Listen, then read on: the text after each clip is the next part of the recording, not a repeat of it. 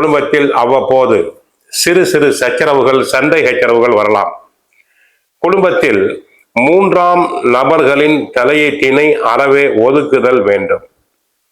இதுவரை சாதகமாக இருந்த சனி, 7.5 சனி முடிந்து விட்டது. சாதகமாக இருந்த சனி பகவான் வக்ரம் அடைந்திருக்கிறார். அதுவும் பிரச்சனை தான்.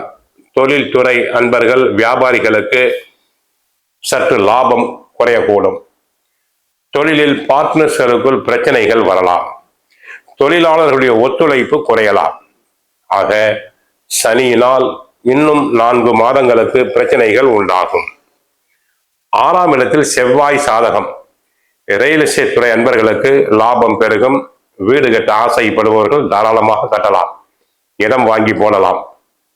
சகோதர ஒற்றுமை ஓங்கும். உழைப்பு அதிகமாக இருக்கும். பில்டிங் கான்ட்ராக்டர்களுக்கு லாபம் பெருகும். 7ஆம் இடத்தில் குரு இருக்கிறார். தங்கள் ராசி மகர ராசியை பார்க்கிறார். பெண்களுக்கு சுபகாரிய பேச்சுக்கள் நல்ல விதத்தில் முடியும். பெண்களுக்கு மனதிற்கு பிடித்த இடத்தில் வரன் அமையும். பண வரவுகள் உண்டு.